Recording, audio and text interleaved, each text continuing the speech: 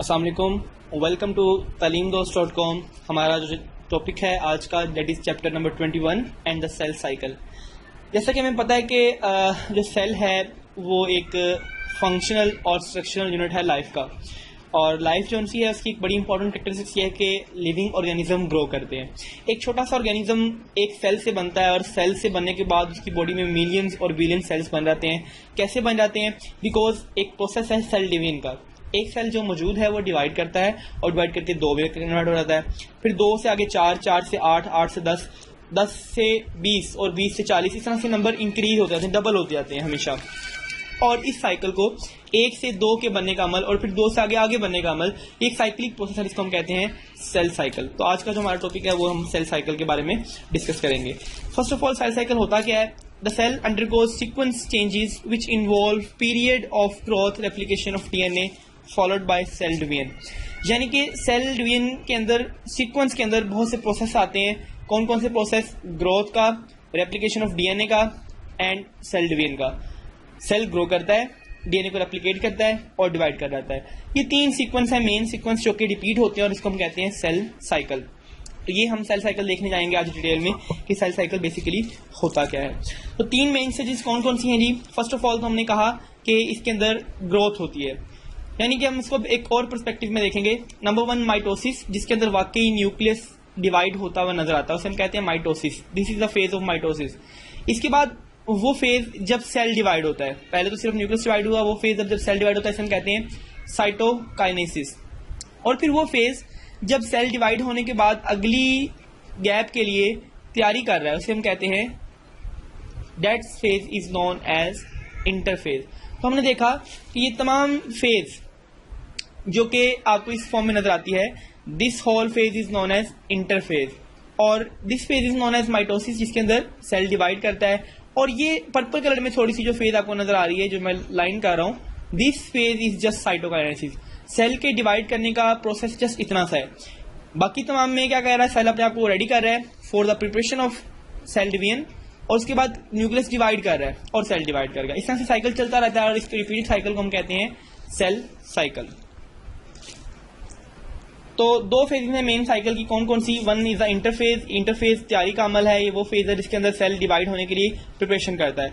And mitotic phase, ये वो phase है जिसके अंदर सेल बकायदा तौर पे डिवाइड होता हुआ नजर आता है। अब पहले हम इंटरफेस को लेते हैं। इंटरफेस क्या है? इंटरफेस तैयारी का अमल है। इसके दौरान हम कहते हैं कि सेल रेस्टिंग फेज पे है। एक्चुअली सेल रेस्ट नहीं कर रहा, सेल के अंदर बहुत से प्रोसेस चल रहे हैं। सेल अपने साइज को ग्रो कर रहा है, अपने अंदर एनर्जी स्टोर कर रहा है, लेकिन चूंकि हमें डिवीजन होती हुई नजर नहीं आती तो हम इस फेज को कह देते हैं रेस्टिंग फेज। और इस फेज में बहुत सी बायोकेमिकल एक्टिविटीज हो रही हैं, जैसे हमने डिस्कस किया अभी। और इसके बाद इसमें डिफरेंट फेजेज आती हैं, G1 phase, S phase and G2 phase. वो इस फेज को हमने डिफरेंट फेजेस में डिवाइड कर दिया। हम इन फेजेस को देखेंगे। G1 इज द गैप 1 और इसको प्राइमरी ग्रोथ फेज कहा जाता है, इसमें सेल ग्रो करके साइज इंक्रीज करता है। S phase is the synthesis phase, जिसमें डीएनए रेप्लिकेट करता है, सिंथेसिस करता है। G2 is the secondary growth phase, जिसके अंदर गैप 2 है और ये दोबारा से अपनी ग्रोथ को प्रमोट कर रहा है। इन तीनों फेजेस को हम मुकम्मल तौर पर अगर कहें तो हम इसे नाम दे देंगे इंटरफेज का, यानी कि इंटरफेज को हमने इन तीन फेजेस में डिवाइड किया हुआ है। द नेक्स्ट इंटरफेज की जो G1 फेज है, फर्स्ट फेज है, इसमें सेल मैच्योर हो रहे हैं, साइटोप्लाज्म ऑर्गेनेलिज बन रहे हैं, सेल अपनी नॉर्मल मेटाबॉलिक एक्टिविटीज को कैरी ऑन करता है। इंटरफेज एस स्टेज में क्या होता है कि डीएनए सेंसिस होती है, S4 सेंसिस, इसमें डीएनए की सेंसिस की जाती है, नया डीएनए बनाया जाता है, रेप्लिकेशन की जाती है, और इस रेप्लिकेशन से जो डीएनए है वो कॉपी होकर डबल फॉर्म में आ जाता है। क्योंकि हमने सेल डिवाइड करना है, हर सेल के अंदर हर डीएनए को जाना चाहिए, that's why DNA is replicated. G2 phase other gap है, इसके अंदर भी डीएनए कॉपिंग होने के बाद मौजूद है। स्ट्रक्चर जो कि सेल डिवीजन में चाहिए, फॉर एग्जांपल सेंट्रियोल वगैरह, वो इसमें बनते हैं और इसमें बहुत से ऑर्गेनेलिज और प्रोटीन स्ट्रक्चर स्टोर करे जाते हैं, बनाए जाते हैं। इसके अलावा एनर्जी स्टोर की जाती है जो कि न्यूक्लियस और सेल के डिवीजन के लिए ज़रूरी होगी। देन इंटरफेस का एक ओवरव्यू है, पूरा मुकम्मल ओवरव्यू है। ये एक सेल नजर आ रहा है आपको, सेल के अंदर न्यूक्लियस है और न्यूक्लियस के अंदर क्रोमोसोम है जो कि डुप्लीकेटिंग है, डबल हो रहे हैं, ठीक है। तो इसके अंदर सेंट्रियोल है जो कि स्पिंडल फाइबर या माइटोटिक अपरेटस बनाएंगे। डीएनए रेप्लिकेट करता है और कंडेंस होता है। First of all DNA replicate करेगा और उसके बाद कंडेंस हो जाएगा। सेंट्रियोल अगर मौजूद है तो सेंट्रियोल भी रेप्लिकेट करेंगे। फॉर एग्जाम्पल आप यहाँ देख सकते हैं सेंट्रियोल 2 होके डिवाइड हो चुके हैं। तो ये सारी तैयारी है इंटरफेस की। अभी हम इसको मजीद डिटेल में देखें तो ये पूरा सेल साइकिल है। दिस इज माइटोसिस डिवाइड का अमल, दिस इज साइटोकाइनेसिस सेल का division, this is nuclear division and this is cellular division. और ये अगेन इंटरफेज है, G1 फेज के क्या फंक्शन है, S फेज की क्या फंक्शन है एंड G2 फेज क्या फंक्शन है, अगेन हम देख सकते हैं। लेकिन अब यहाँ पे एक मेन चीज हमें नजर आ रही है कि सेल 1 से 2 में डिवाइड कर रहा है, लेकिन G1 के अंदर एक ऐसी स्टेज भी आ सकती है जिसे हम G0 फेज कहते हैं। अगर कोई सेल G1 फेज को पास करने के बजाय एक डोरमेंट स्टेज में चला जाए, एक साइलेंट में आ जाए, एक पॉज ले ले, वक्फा ले ले, रुक जाए, थम जाए, तो इस स्टेज को हम कहते हैं G0 स्टेज। याद रखिएगा, ऐसा सेल जो G0 स्टेज में चला रहता है वो डिवाइड करने के काबिल नहीं रहता, वो अरसे तक यूं ही रहता है, पड़ा रहता है और शायद वो बाद में डिवाइड कर भी पाए, लेकिन G0 फेज में जाने वाले सेल्स अपनी डिवीजन के साइकिल को कंटिन्यू नहीं रखते। हमारी बॉडी के बहुत से सेल्स ऐसे हैं जो कि G0 फेज में हैं। फॉर एग्जांपल आइज के जो रोड्स एंड कॉन सेल्स हैं, दे डू नॉट डिवाइड। हमारे न्यूरॉन्स हैं वो भी डिवाइड नहीं करते क्योंकि वो G0 फेज में हैं। Next is the length of cell cycle. Cell cycle क्या लेंथ है? एक इंसान का जो सेल है वो 24 घंटे में डिवाइड कर सकता है। 24 घंटे में एक सेल से 2 सेल बन जाता है। माइटोसिस का टाइम जस्ट 30 मिनट्स है। 30 मिनट के अंदर जो न्यूक्लियस है वो डिवाइड करके फ्री हो जाता है। गैप 1 जो है वो 9 घंटे तक चलता है। 9 घंटे तक हमारा जो है G1 फेज चलती है। S फेज जो है वो 10 घंटों पे मुश्तमिल है और G2 फेज जो है वो 4.5 आवर्स पे मुश्तमिल है, 4.5 घंटे पे मुश्तमिल है। तो इस तरह से हमारे पास ये 24 घंटे पूरे हो जाते हैं। जबकि यीस्ट के अंदर पूरे का पूरा सेल जो है वो 90 मिनट्स के अंदर डिवाइड करने की एबिलिटी रखता है। माइटोसिस क्या है? माइटोसिस सेल डिवीजन का एक ऐसा प्रोसेस है जिसके अंदर एक सेल 2 में डिवाइड करता है और सेम अपनी जैसी कॉपीज तैयार करता है। सेम क्यों कह रहे हैं? बिकॉज हर सेल के अंदर नंबर ऑफ क्रोमोसोम सेम है। अगर यहाँ पे सेल 2n है तो यहाँ पे भी 2n पैदा होंगे, अगर यहाँ सेल n है तो यहाँ पे भी n पैदा होंगे। तो एक ऐसा डिवीजन का अमल जिसके जरिए सेल डिवाइड करके अपने ही जैसे सेल बनाता है।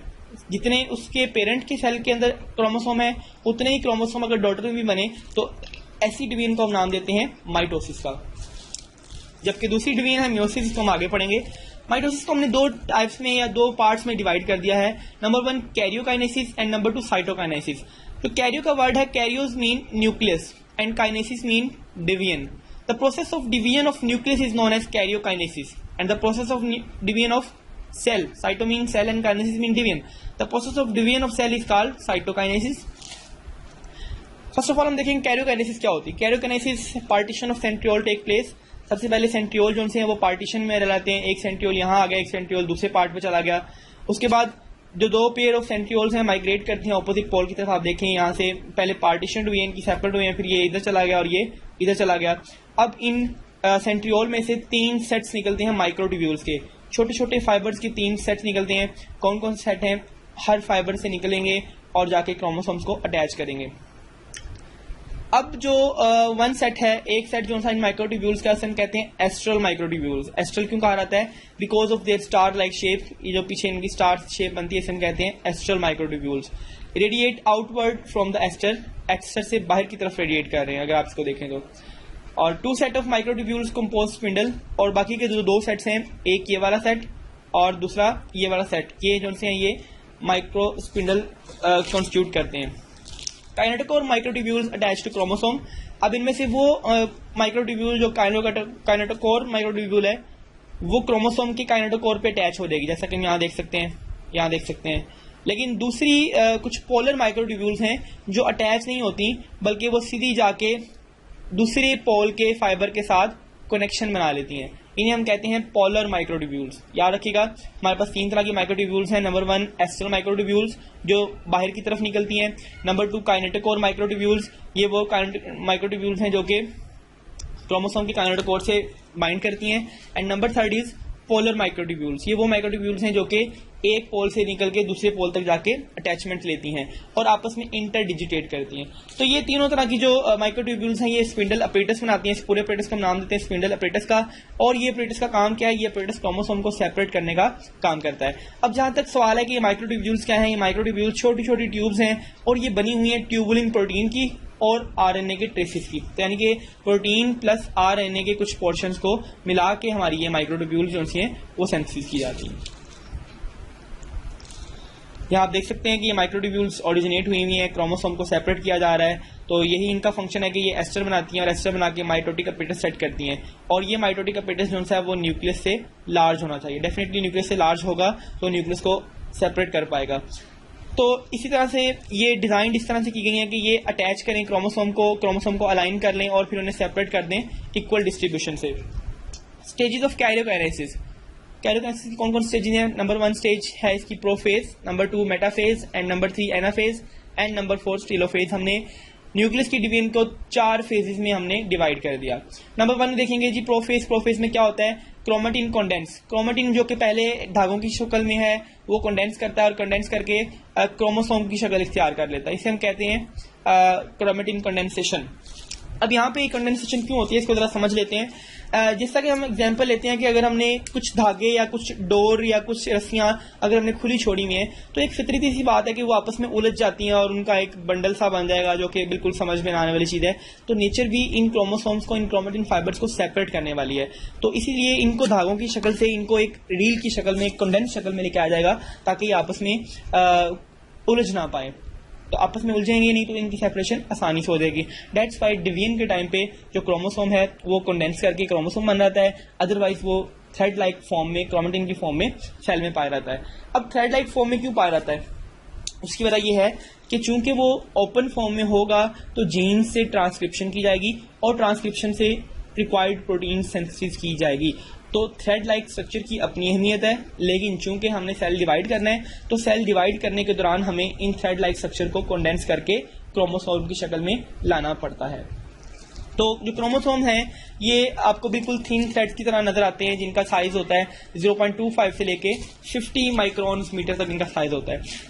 क्रोमोसोम ज्यादा से ज्यादा थिक होते जाते हैं और एक ऐसी स्टेज पे पहुंचते हैं कि सिर्फ 2 सिस्टर क्रोमेटिड्स एक सेंट्रोमेर से अटैच नजर आते हैं और इस फेज के एंड पे न्यूक्लियर इन्वेलप स्टार्ट डिसअपीयरिंग। अगर आप यहाँ देखें तो ये एक सेल है और इसका न्यूक्लियस है।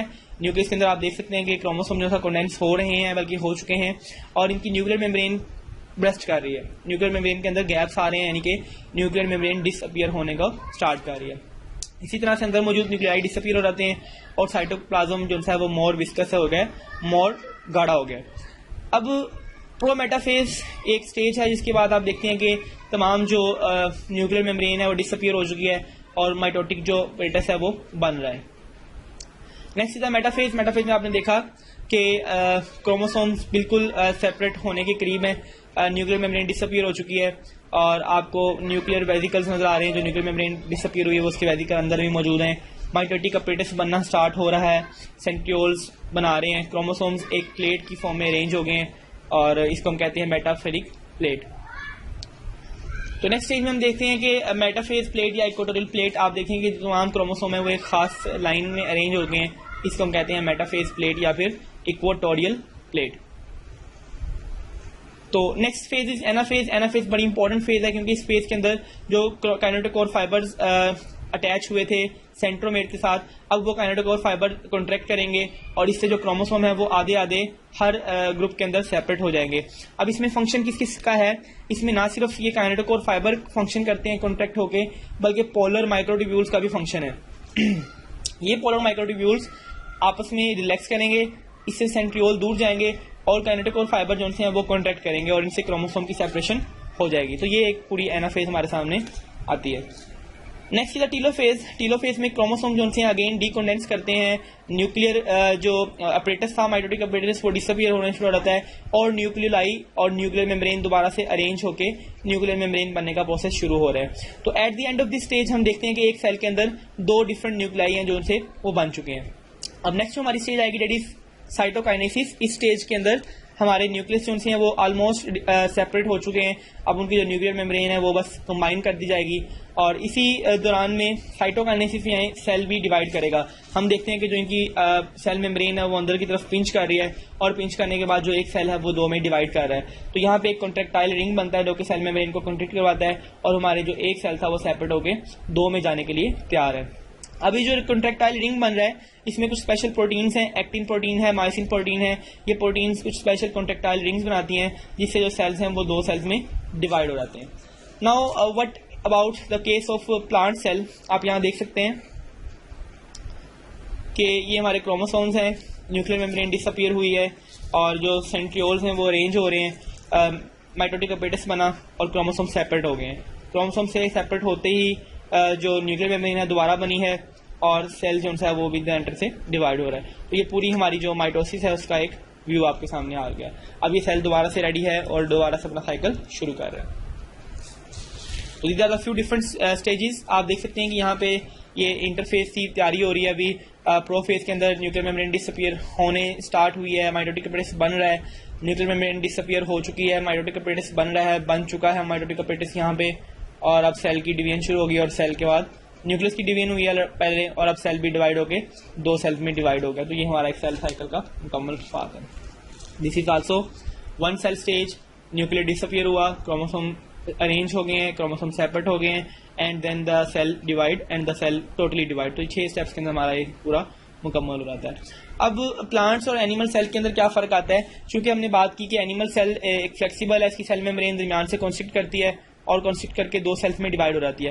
लेकिन प्लांट्स की सेल में ऐसा नहीं होता। प्लांट का सेल जो है वो रिजिड है, उसके बाहर टफ सेल वॉल मौजूद है, तो सेल वॉल को बेंड करके डिवाइड करवाना बड़ा मुश्किल है। तो इस मकसद के लिए जो प्लांट्स हैं वो एक और काम करते हैं, वो अपने दो सेल्स के दरमियान फ्रेगमोप्लास्ट बना लेते हैं। छोटे छोटे वेजिकल्स को जोड़ के दरमियान में एक वॉल और दरमियान में मेम्ब्रेन बना के इन सेल्स को पार्टीशन कर दिया जाता है और फिर हर सेल ग्रो करके एक बड़ा साइज अटेन करता है और दोबारा से दो सेल्स बन जाते हैं। This is the method of division in plants. इसके अलावा भी कुछ चेंजेस हैं। एनिमल सेल के अंदर सेंट्रियोल मौजूद होते हैं, प्लांट सेल के अंदर सेंट्रियोल मौजूद नहीं है। यहाँ पे एस्टर्स बनते हैं, यहाँ पे एस्टर्स बिल्कुल नहीं बनते। साइटोकाइनेसिस साइटोप्लाज्म की फोरिंग से होती है, यहाँ पे ऐसा नहीं होता, बल्कि सेल प्लेट बनती है जिसको हमने फ्रेगमोप्लास्ट का नाम दिया अभी ऊपर। और इसके अंदर क्या है कि एनिमल सेल्स के अंदर जो सेल डिवीजन है वो टिश्यूज के तमाम पार्ट्स में होती है, लेकिन यहाँ पे जो सेल डिवीजन है वो सिर्फ और सिर्फ मेरिस्टेम्स में होती है। मेरिस्टेम्स क्या है? मेरिस्टेम आपने पढ़े हैं पीछे, ये ग्रोइंग पॉइंट्स हैं प्लांट्स के। वो प्लांट्स जहाँ पे डेवलपमेंट हो रही होती है, ग्रोथ हो रही होती है, तो वहाँ पे ये काम किया जाता है। साइटोकाइनेसिस आप देख सकते हैं प्लांट की सेल की कैसे की जा रही है। दरमियान में एक सेल प्लेट बन गई है, एक वॉल बन गया है और इससे जो न्यूक्लियस है वो और सेल दोनों डिवाइड हो चुके हैं दो में। ये अगेन आपको एक प्लांट सेल की डायग्राम दिखाई जा रही है। इंटरफेज प्लांट सेल में कैसी होती है, प्रोफेज, लेट फेज, तमाम चीज़ें सेम है। लेट एनाफेज, न्यूक्लियस डिवाइड हो गया। अब हमारे पास जो मेन काम होना है, टीलोफेज के अंदर क्या हुआ कि न्यूक्लियर मेम्ब्रेन बन रही है और दरमियान में आपको एक सेल प्लेट बनती नजर आती है और फिर ये सेल जो है वो दो सेल्स में डिवाइड हो गए। माइटोसिस हमने देखी। माइटोसिस के फायदे क्या हैं? Number 1, growth. हम छोटे से होते हैं लेकिन ग्रो करके बहुत बड़ी स्ट्रक्चर को, साइज को अटेन कर देते हैं। कैसे? This is only possible due to the cell division. एक सेल से लेके हम बिलियन सेल्स का सफर सेल डिवीजन के तरीके से ही तय करते हैं। रिपेयर एंड प्लेसमेंट, हमारी बॉडी के अंदर बहुत सी जो हैं डैमेजेस होते हैं और इन डैमेजेस को ठीक किया जा रहा होता है, रिपेयर्स चल रही होती हैं, सेल्स पुराने ख़राब हो रहे होते हैं, नए बन रहे होते हैं। ये तमाम जो चीज़ें हैं ये रिपेयर और रिप्लेसमेंट माइटोसिस के थ्रू ही होता है। हमारे पुराने स्किन सेल्स और पुराने जो ब्लड सेल्स हैं वो डैमेज होते हैं और बाद में ठीक बनते हैं।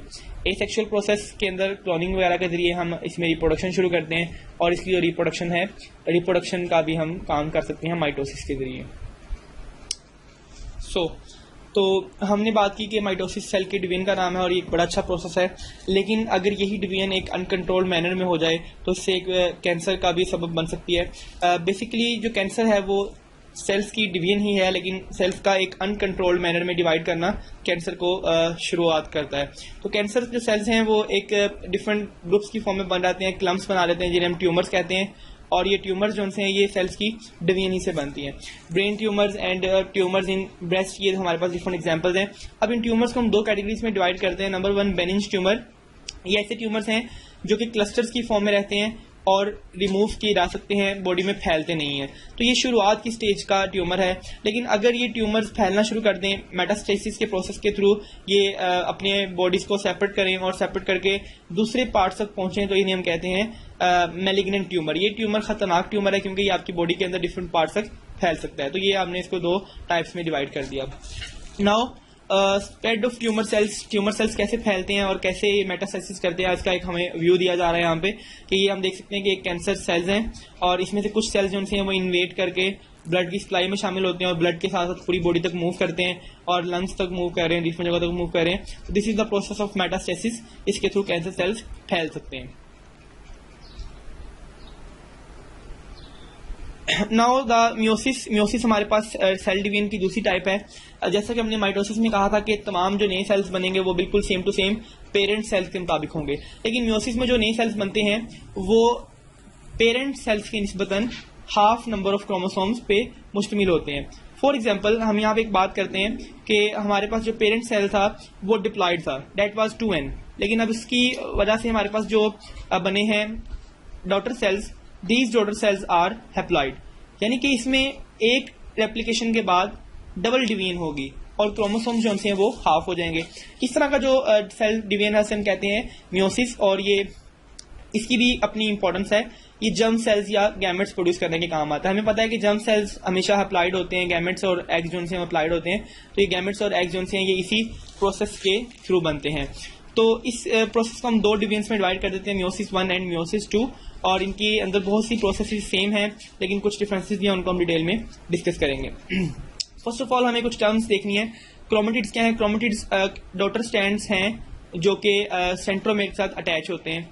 सिस्टर क्रोमेटिड्स क्या है? दो सेम क्रोमोसोम की जो दो क्रोमेटिड्स हैं उन्हें हम सिस्टर क्रोमेटिड्स कहते हैं, और दो डिफरेंट क्रोमोसोम्स के जो क्रोमेटिड्स हैं उन्हें हम नॉन सिस्टर क्रोमेटिड्स कहते हैं। For example these two are non sister chromatids and these two are sister chromatids. तो हम इसको ये कह सकते हैं कि these two are sister chromatids and these two are non sister chromatids. Homologous chromosome, homologous mean same, यानी कि ऐसे क्रोमोसोम्स जो बिल्कुल सेम हो, दे कैन फॉर्म पेयर, और इनकी लेंथ भी सेम है और इनका सेंट्रोमेयर वगैरह सब कुछ ठीक है, सेम है, इन्हें हम कहते हैं होमोलोगस क्रोमोसोम। तो अब हमारे पास कुछ टर्मिनोलॉजीज और है।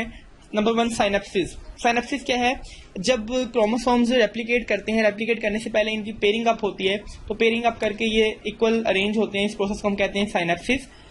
और बायोवेलेंट साइनेप्सिस के बाद जो दो क्रोमोसोम्स है एक पेयर हमारे सामने आता है, that pair is known as bivalent pair.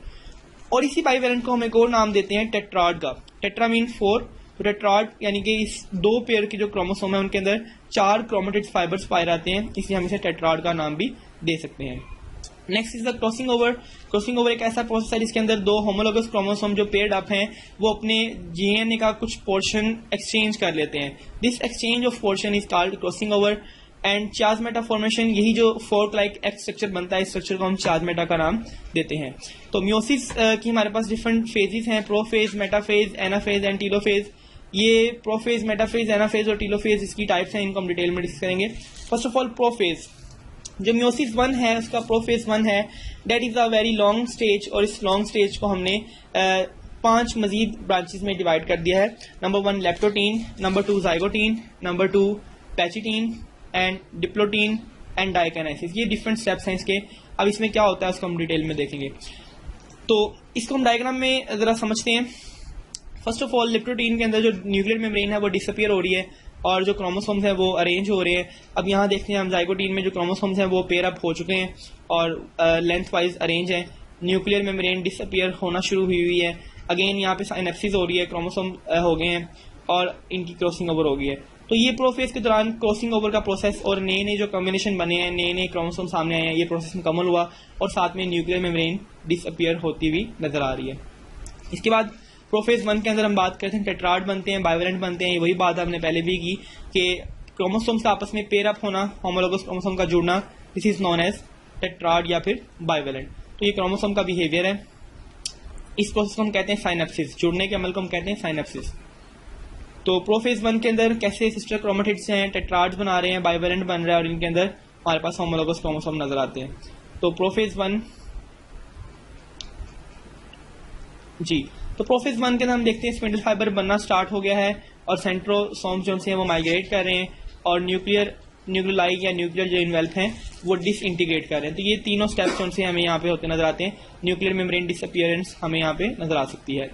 Then metaphase के अंदर माइटोसिस की तरह ही जो क्रोमोसोम्स है वो मेटाफेरिक पेट पे अरेंज होते हैं। अरेंज होने के बाद वो सेपरेट होने की तैयारी में लगे हुए हैं। एनाफेज के दौरान जो काइनेटोकोर फाइबर्स हैं दे स्टार्ट टू कॉन्ट्रैक्ट और कॉन्ट्रैक्ट करने के बाद क्रोमोसोम सेपरेट हो रहे हैं और सेपरेट होने के बाद हम देखते हैं कि कैसे दो डिफरेंट न्यूक्लियाई डिवाइड हो चुके हैं। टीलोफेज में न्यूक्लियर मेम्ब्रेन दोबारा बन रही है and the next stage will be the cell division.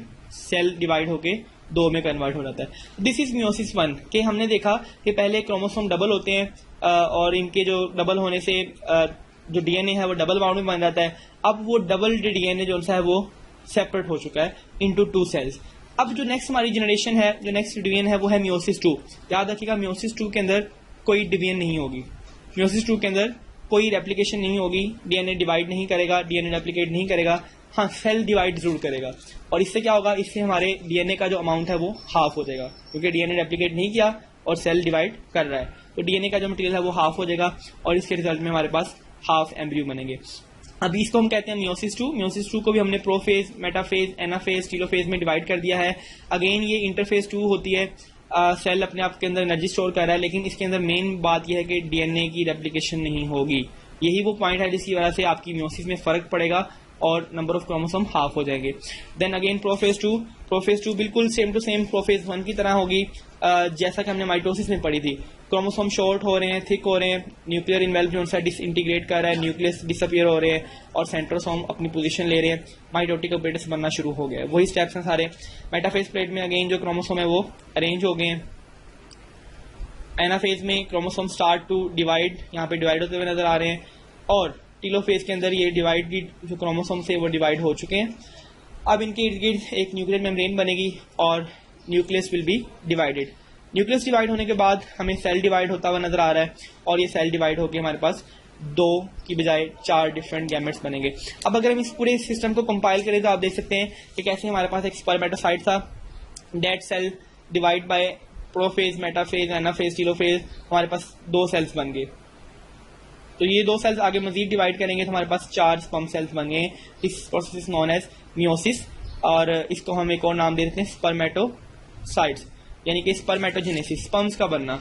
और दूसरा प्रोसेस जिसमें एक सेल के जरिए 4 एग सेल्स बनते हैं उसे हम कहते हैं oogenesis। Now significance of meiosis.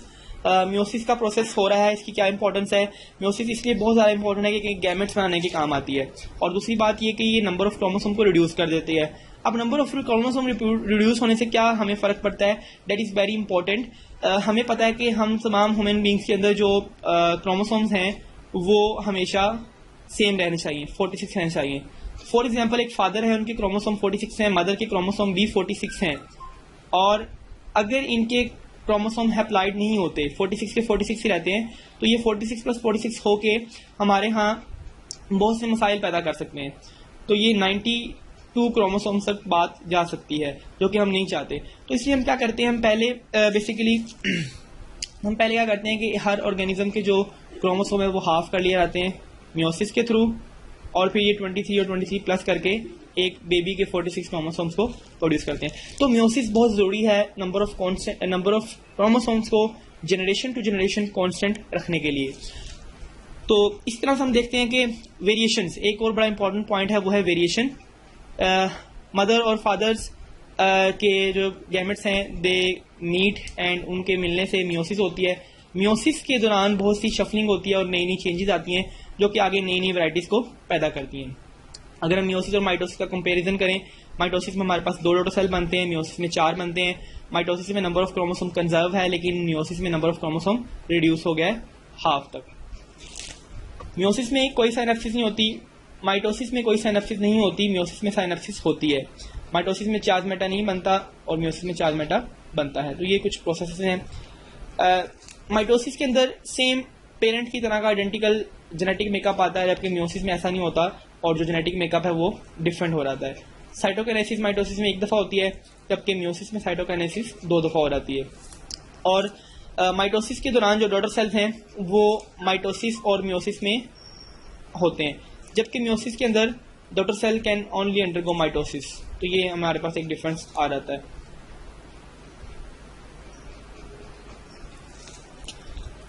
तो अगेन हमारी डायग्राम ये बता रही है कि जो माइटोसिस वाले सेल हैं वो माइटोसिस के जरिए सेम तरह के 2 सेल बनाते हैं, जबकि जो मियोसिस वाले सेल हैं वो मियोसिस के थ्रू 4 डिफरेंट कम्बिनेशन के सेल्स बनते हैं। इससे हमारे पास जेनेटिक वेरिएबिलिटी बढ़ती है। यहाँ हम देख सकते हैं कि कैसे एक माइटोसिस के जरिए एक सेल है वो 2 सेल बना रहा है और दोनों सेल सेम है, जबकि मियोसिस के जरिए एक सेल 2 बनाता है और 2 से आगे 4 बनते हैं। And the 4 gametes are different from each other, क्योंकि इनके अंदर शफलिंग हो चुकी है। तो फिर हम सेल्स को 2 टाइप्स में डिवाइड कर देते हैं, सोमैटिक सेल्स या जर्म सेल्स। बॉडी के जितने भी सेल्स हैं वो सोमैटिक सेल्स कहलाते हैं, मास वाई गैमेट्स के, क्योंकि गैमेट्स जो से हैं they are known as sex cells, जो आगे जाके नए इंडिविजुअल्स को या गैमेट्स को प्रमोट करते हैं, they are known as gametes. तो सोमेटिक सेल्स के अंदर तमाम सेल्स के अंदर जो क्रोमोसोम नंबर है वो डिप्लॉयड है, 2n है। हमारे स्किन सेल, ब्रेन सेल, ये तमाम सेल डिप्लॉयड हैं और सोमेटिक सेल कहलाते हैं। बट गैमेट्स या सेक्स सेल्स जो हैं वो हमेशा हैप्लॉयड होते हैं और उनके अंदर नंबर ऑफ क्रोमोसोम जो उनसे हाफ होंगे। तो n is the number of chromosome in the set. अगर 2n है इसका मतलब है कि ऑर्गेनिज्म डिप्लॉयड है, और पॉलीप्लॉयड ऑर्गेनिज्म भी होते हैं, फॉर एग्जांपल 3n 4n इस तरह की स्पीशीज पॉलीप्लॉयड कहलाती हैं। तो इसी तरह से हम कहते हैं मियोटिक डिसऑर्डर। जैसा कि हमने पीछे जिक्र किया, माइटोसिस के अंदर एरर आने से हमारे पास कैंसर प्रोड्यूस होता है। तो अगर मियोसिस के अंदर कोई एरर आता है तो उससे हमारे पास मियोटिक एरर बनते हैं, जिन्हें हम नॉन डिस्ट्रक्शन भी कहते हैं। नॉन डिस्ट्रक्शन क्या होता है? हमने कहा कि जो माइटोटिक अपरेटस है वो डेवलप होता है और डेवलप करने के बाद क्रोमोसोम्स को सेपरेट करता है। खुदा ना खास्ता किसी डिसऑर्डर की वजह से अगर ये क्रोमेटिन फाइबर्स या क्रोमेटिन जो मटेरियल हैं ये क्रोमोसोम्स को सेपरेट ना कर पाए तो इस प्रोसीजर को हम कहते हैं नॉन डिस्जंक्शन। यानी कि आप देखें कि हमारा जो एक क्रोमोसोम है वो पूरा एक तरफ चला गया और उसका काउंटर पार्ट दूसरी साइड पे नहीं जा सका। इस प्रोसेस को हम कहते हैं नॉन डिस्जंक्शन और नॉर्मल तरीके को हम कहते हैं डिस्जंक्शन। तो नॉन डिस्जंक्शन की वजह से हमारे पास दो ऐसे गैमेट्स बनेंगे कि एक के अंदर जो क्रोमोसोम है वो डबल हो जाएंगे और दूसरे के अंदर क्रोमोसोम बिल्कुल ही नहीं होगा या हाफ हो जाएगा। तो आप देख सकते हैं यहाँ पे एक्स्ट्रा क्रोमोसोम आ चुके हैं और यहाँ पे जो क्रोमोसोम है वो कम है, तो इसके हम कहते हैं नॉन डिस्जंक्शन क्रोमोसोम। अब इसके इफेक्ट्स क्या होंगे? अगर ये स्पर्म या ये एग जो नॉन डिस्जंक्शन के हैं ये आगे फर्टिलाइज करेंगे तो इससे जो इंडिविजुअल प्रोड्यूस होगा that will be not normal, that will be abnormal. तो यहीं पे हमारे पास कुछ बीमारियां आती हैं, कुछ ऐसे बीमारियां हैं जो नॉन डिस्जंक्शन की वजह से होती हैं। डाउन सिंड्रोम ये एक ऐसी बीमारी है जो क्रोमोसोम नंबर 21 की सेग्रीगेशन मुकम्मल ना होने की वजह से होती है। यानी कि अगर क्रोमोसोम 21 जो सा है वो सेग्रीगेट सही तरह से ना कर पाए और एक जो इंडिविजुअल है इसके अंदर 24 क्रोमोसोम हो जाए, होने चाहिए 23 लेकिन यहाँ हो गए 24, तो इस सिंड्रोम को हम कहते हैं डाउन सिंड्रोम। और इसके अंदर जो फर्टिलाइजेशन के बाद गैमेट्स 47 हो जाएंगे। नॉर्मल वाज 46 और 46 के अंदर एक और ऐड होने से 47 क्रोमोसोम बन गए। तो ये जो सिंड्रोम है ये बेबी नॉर्मल प्रोड्यूस नहीं होता, दे आर अब नॉर्मल। आप देख सकते हैं कि आई स्क्विंट है, मेंटल रिटार्डेशन होगी इसके अंदर और ये जो एरर्स हैं ये नॉर्मली एग्स में होते हैं और ये एरर रिलेट करता है एज के साथ, मदर की एज के साथ। अगर मदर ओल्ड एज की है तो उसके अंदर ये एरर्स आने के चांसेस बढ़ जाते हैं, यंगर मदर के अंदर ये चांसेस कम होते हैं। टीन एज की अगर मदर है, बिल्कुल यंग सी है, तो इसके अंदर 1000 एग में से किसी एक एग में इसका चांस हो सकता है। अगर मदर 40 ईयर्स ओल्ड है तो इसमें 100 में से एक एग यानी कि रेट बढ़ गया है, 100 में से एक के चांसेस हैं।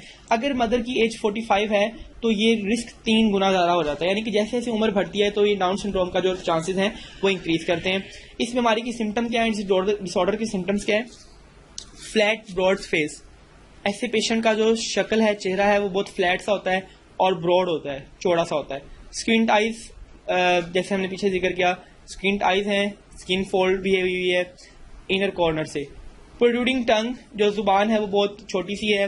मेंटल रिटार्डेशन है और नर्वस सिस्टम भी डिफेक्टेड है, प्रॉपर मेंटल बिहेवियर नहीं है इनका।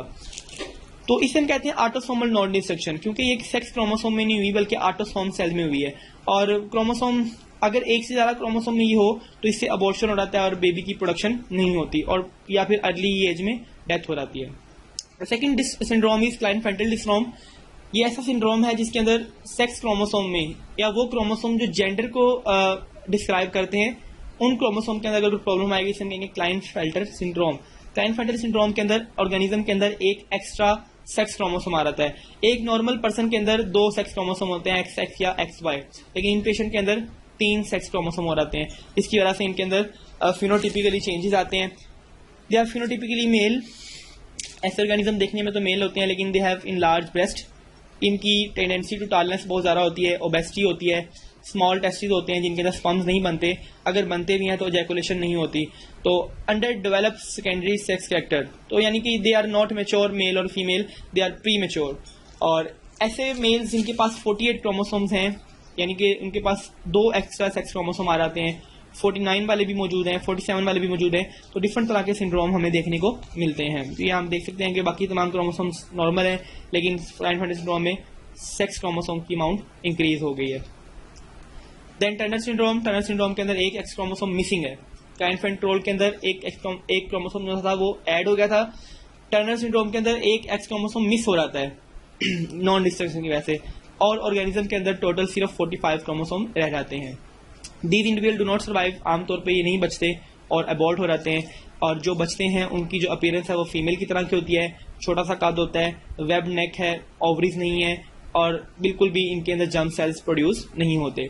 तो इनकी शेप आप यहाँ देख सकते हैं कि जो नेक है वो किस तरह की है, उसमें वेब्ड है, बड़ी अजीब सी नेक है, जो फेस है वो बड़ा चौड़ा सा लग रहा है, आईज अबनॉर्मल है, यहाँ पे हम देख सकते हैं इनकी जो चीज़ें हैं दे आर अबनॉर्मल डेवलपमेंट। यहाँ पे आपको बताया जा रहा है, ना सिर्फ हमने यहाँ पे डाउन सिंड्रोम पढ़ा, हमने टर्नर सिंड्रोम पढ़ा, हमने क्लाइंट-फेल्टर सिंड्रोम देखा, लेकिन इसके अलावा भी कुछ सिंड्रोम हैं जो कि ट्राइसोमी के अंदर ही आते हैं, एडवर्ड सिंड्रोम, पेडोस्ट्रोम, और एक्स क्रोमोसोम से रिलेटेड भी कुछ सिंड्रोम है जो कि मेटाफीमेल है और जैकोब वगैरह के अंदर आते हैं, और इनकी डिफरेंट डेटास हैं। अब हमने बात की सेल साइकिल की, कैसे एक सेल से नए सेल बनते हैं। तो यहाँ पे हमारे पास एक टर्म आती है नेक्रोसिस और एपोप्टोसिस। बेसिकली जो सेल नए बन रहे हैं डिवीजन के जरिए, उन सेल्स ने खत्म भी होना है, और ये खत्म होते हैं खास प्रोसेस से हम कहते हैं सेल डेथ। सेल डेथ की दो टाइप्स हैं, नेक्रोसिस एंड एपोप्टोसिस। नेक्रोसिस का जो प्रोसेस है वो सेलुलर स्वेलिंग से बनता है, यानी कि एक सेल स्वेल करता है और स्वेल करने के बाद ब्रस्ट हो जाता है, और इसके ब्रस्ट होने से साइड के जो सेल्स हैं उनके ऊपर काफ़ी नेगेटिव इफेक्ट्स पड़ते हैं। बट एपोप्टोसिस जो है, एपोप्टोसिस एक नॉर्मल तरीका है सेल के डेथ का, जिसके अंदर सेल सुसाइड करता है। सेल्स को डिफरेंट सिग्नल्स मिलते हैं जो कि सर्वाइवल सिग्नल नहीं होते, डेथ सिग्नल्स होते हैं, और इसके जरिए जो एपोप्टोसिस के जरिए ये सेल सुसाइड कमिट कर लेता है। नेक्रोसिस जो उनकी है वो आमतौर पे डैमेज और इंजरी के केस में आती है, डीएनए फ्रेगमेंटेड होता है और सेल फट जाता है, जबकि एपोप्टोसिस जो उनकी है वो नॉर्मली सेल की मर्जी से होती है, सेल को फेगोसाइटोसिस किया जाता है, कोई डैमेज नहीं होता, कोई डेब्रिस क्रिएट नहीं होता, और इन विवो ही सेल्स को रिपेयर कर दिया जाता है। तो हमारे पास सेल डेथ के दो तरीके थे, नेक्रोसिस एंड एपोप्टोसिस, जो कि हमने देखे। अब यहाँ आप देख सकते हैं कि नेक्रोसिस हो रही है, एक सेल है and that cell is damaged, और डैमेज होने के बाद ये ब्रस्ट करेगा और हर जगह पे ये डिफ्रेंशिएट कर देगा, गंद फैला देगा, और यहाँ पे एक डैमेज टिश्यू बन जाएगा। यानी कि नॉर्मल सेल था, कैसे नॉर्मल सेल डैमेज होके नेक्रोसिस करता है। जबकि दूसरी तरफ अगर आप देखें तो नॉर्मल सेल एपोप्टोसिस करता है, अपने आप को फ्रेगमेंट्स में डिवाइड करता है और एक बेहतर तरीके से मरता है, और इसके जो फ्रेगमेंट्स बनते हैं उन फ्रेगमेंट्स को फेगोसाइट सेल अपने अंदर एब्जॉर्ब कर लेता है। This is for all chapter 21। आपने यहाँ से जो कुछ लर्न किया उसको लाजमी प्रैक्टिस कीजिए एमसीक्यूज की फॉर्म में, ताकि आपकी बेहतर प्रैक्टिस हो सके।